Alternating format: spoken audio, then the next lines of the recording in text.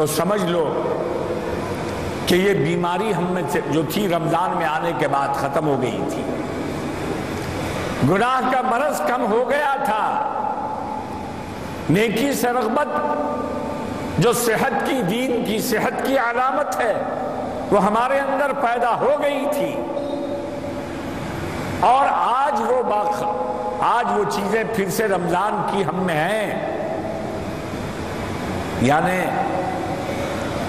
اللہ کی عبادت سے رغبت ہے، تلاوت سے رغبت ہے۔ جیسے مسجدیں رمضان میں بھری رہتی تھیں، دل مسجد کو جانا چاہتا تھا، کشاں کشاں بھاگ کر چلے آتے تھے،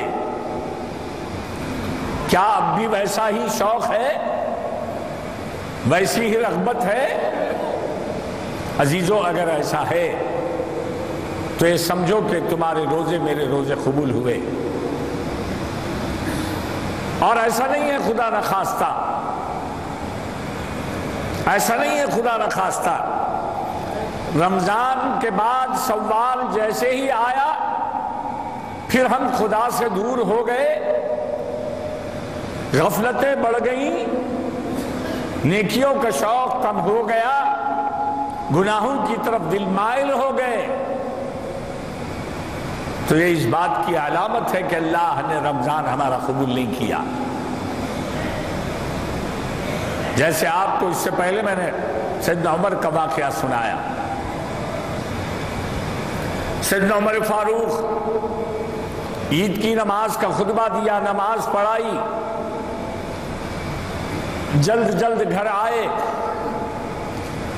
دروازہ گھر کا بند کر لیا، لوگ ملنا چاہتے ہیں، سیدنا عمر فاروق نے کسی سے ملاقات نہیں کی، باہر مجمع جمع ہو گیا کہ امیر المومنین باہر نکلے تو ملیں، عید کی مبارکباد دیں، دعائیں لیں، لیکن دروازہ گھر کا کھلا نہیں، اور الٹا یہ دیکھا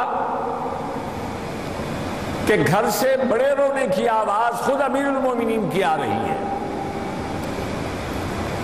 لوگ پریشان ہو گئے کہ کیا قصہ ہے، کیا تکلیف ہے، کیا حادثہ ہوا ہے وہ امیر المومنین کو کہ گھر میں سے رو رہے ہیں کیوں؟ بڑی دیر کے بعد دروازہ کھلا، امیر المومنین باہر آئے رضی اللہ عنہ، سب لوگوں نے پوچھا ما یبکیک یا امیر المومنین، ما یبکیک، اے امیر المومنین آپ کو کس بات نے رلایا ہے، آپ کیوں رو رہے ہیں؟ اور لوگوں نے کہا کہ آپ کیوں رو رہے ہیں جبکہ آج کا دن عید کا دن ہے، الیوم یوم العید یوم الفرح، اے امیر المومنین آپ کیوں رو رہے ہیں، آج تو خوشی کا دن ہے، اور آج مسرتوں کا دن ہے، خوشی کا دن ہے، آپ کیوں رو رہے ہیں؟ سیدنا عمر فاروق رضی اللہ تعالی عنہ نے ارشاد فرمایا، لوگو یقیناً تم جو کہہ رہے ہو کہ آج عید کا دن ہے، سچ مانو آج عید کا دن ہے ضرور، لیکن کس کی عید ہے؟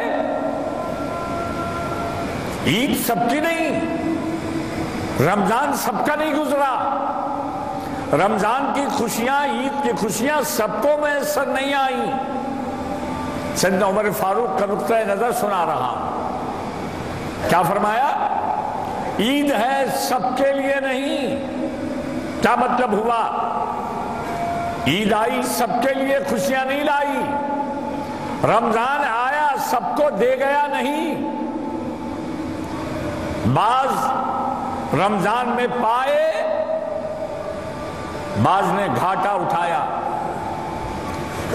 ربیح الصائمون، روزہ داروں نے فائدہ پا لیا، آخرت بنا لی، خبر کو منور کر لیا، روزے جن کے قبول ہوئے اللہ نے مغفرت دے دی، رحمت سے مالا مال کر دیا، دوزخ سے نجات بھی انہیں دے دی۔ وخسر المبتلون، اور وہ لوگ گھاٹے میں رہے جنہوں نے روزوں کو خراب کر لیا، روزے چھوڑ دیے یا برے کام کر کے بے احتیاطی کر کے روزے انہوں نے توڑ دیے۔ بظاہر وہ افطار کرتے تھے، سحر کرتے ضرور تھے، لیکن روزوں کا خیال نہیں رکھا، اللہ نے ان کے روزے قبول نہیں فرمائے، تو کیا ہوگا؟ کہا کہ خسر المبتلون، ایسے لوگوں کے لیے خسارہ ہوا، گھاٹا ہوا، نقصان ہوا۔ انہوں نے بہت قیمتی کپڑے پہن کر عیدگاہ کو آئے، لیکن وہ فائدے میں نہیں رہے۔ سیدنا عمر فاروق رضی اللہ تعالیٰ نے ارشاد فرمایا، اے لوگوں، آج عید کا دن ضرور ہے، سب کے لیے نہیں، ان لوگوں کے لیے عید تھی جنہیں اللہ نے قبول فرما لیا، اور بد نصیب رہے وہ جنہیں اللہ نے رمضان میں دھتکار دیا، روزے قبول نہیں کیے اور ان کی مغفرت نہیں فرمائی، دوزخ سے پروانہ نجات نہیں دیا، ان کی مغفرت کا اعلان نہیں کیا، روزہ داروں میں انہیں شامل نہیں فرمایا۔ تو عزیزو، بزرگوں، دوستو، سیدنا عمر فاروق رضی اللہ تعالیٰ نے فرمایا کہ وہ لوگ دھتکارے ہوئے لوگ جو ہے ان کی عید نہیں ہے۔ اور اس کے بعد ارشاد فرمایا، عمر کو یہ نہیں معلوم،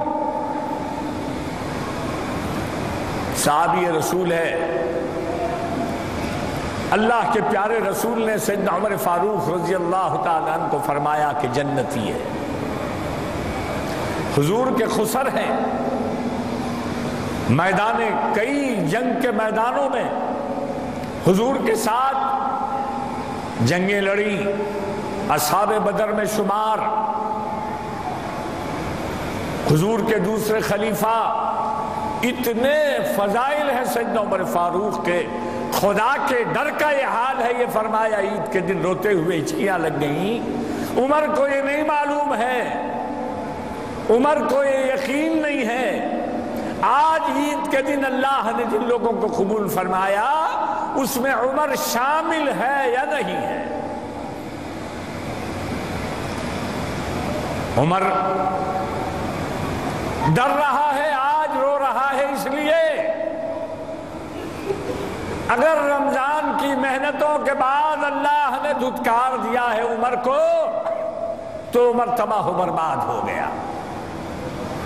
تو میں آج آپ کے ذہنوں میں یہ سوال قائم کرنا چاہتا ہوں، شیطان کا دھوکہ ہے جو اعمال پر ہمیں مطمئن کر دیتا ہے، اللہ کا کرم ہے کہ میں نے یہ کر لیا، زکوٰۃ بھی دے دی، روزے بھی رکھ لیے، نمازیں بھی پڑھ لیا، اللہ کا کرم ہے، انشاءاللہ اللہ رحم فرما دے گا۔ اللہ ایسا ہی کر دے، آپ کے حسن ظن کے موافق اللہ ہمیں، آپ اللہ کے بارے میں جو آسانی سے ایسا گمان کر رہے ہیں، اللہ ایسا ہی کر دے، لیکن اللہ کی رضا کا حصول اتنا آسان نہیں ہے، اتنا آسان نہیں ہے۔ ہزار لاپرواہیوں، غفلتوں کے بعد اللہ سے ایسی خوشگمانی صحیح نہیں ہے۔ حضور کا عمل، صحابہ کا عمل یہ بتاتا ہے کہ دنیا بھر کی نیکیاں کر کے ہر آن خدا سے ڈرتے رہے، روتے رہے، اعمال کی قبولیت کے بارے میں ڈرتے رہے، لرزاں رہے، ترستے رہے، راتوں کو اٹھ کے جاگتے رہے، مولا ہمیں معلوم ہے تیری سایہ نشان عبادت ہم نے نہیں کی، ہماری غفلتیں ہمارے سامنے ہیں، ہمارے گناہ ہمارے سامنے ہیں، تیری کبریائی، تیری بڑائی اپنی جگہ ہے مولا، اس قابل ہم عبادت نہیں کر سکتے، اور نہ ہم نے کی، نہ کوشش کی. غفلتیں ہم سے ہوتی رہی غفلتیں. اور خدا بندہ خدا نہ کرے ایسا نہ ہو جائے کہ ہم کو تو دھتکار دے تو ہم تباہ و برباد ہو جائیں گے. یہ اللہ والوں کا عمل ہے، یہ انبیاء کے طریقہ کار ہے. ہر آن ڈرتے رہے. سیدنا آدم علیہ نبینا علیہ الصلوۃ والتسلیم کی دعا کیا ہے؟ آپ بھی پڑھتے ہیں.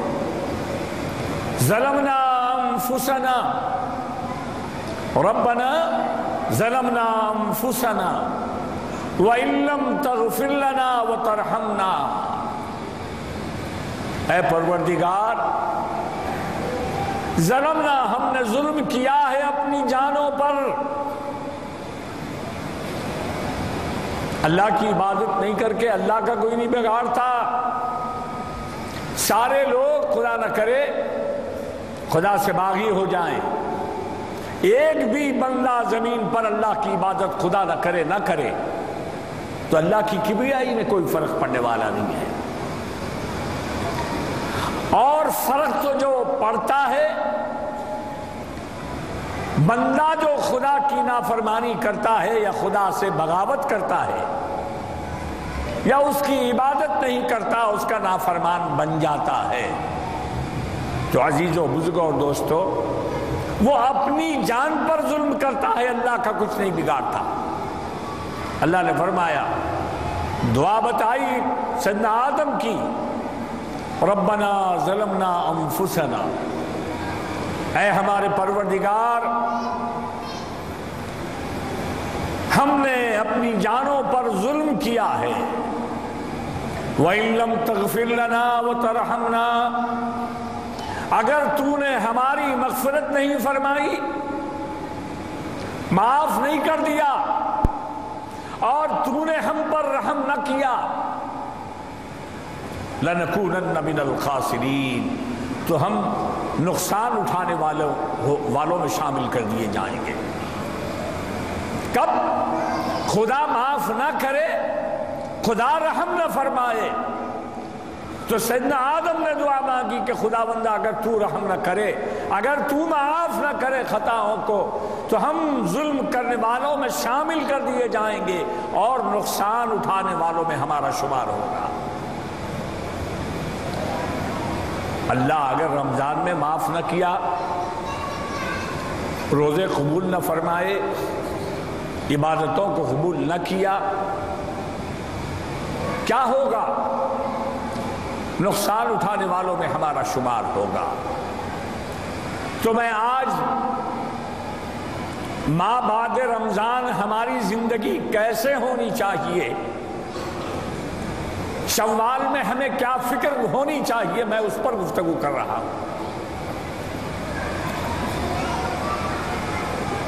رمضان میں اللہ کے کرم سے اگر ہمیں نیکیاں ہم نے کما لی اور اللہ کا کرم شامل حال ہوا ہے، تو شوال میں غافل مت ہو جاؤ. رمضان تو جو تھا 1 کے بجائے 70 گنا ثواب ملتا تھا، وہ ثواب کم ہو گیا. تو اس لیے زیادہ عبادت اب کرو. خدا سے ڈرنا مت چھوڑو. جو نیکی کی عادت ہو چکی تھی وہ نیکی کی عادت کو قائم کرو. رمضان میں جو نیکی کمائی وہ دولت کو تباہ و برباد مت کرو، بلکہ شوال میں وہ ذخیرے کو جمع کرنا شروع کرو. جو نیک بن گئے تھے، گھر میں جو نیکی کا ماحول قائم ہو چکا تھا، کوشش یہ کرو کہ وہ نیکی کا ماحول گھر میں قائم رہے.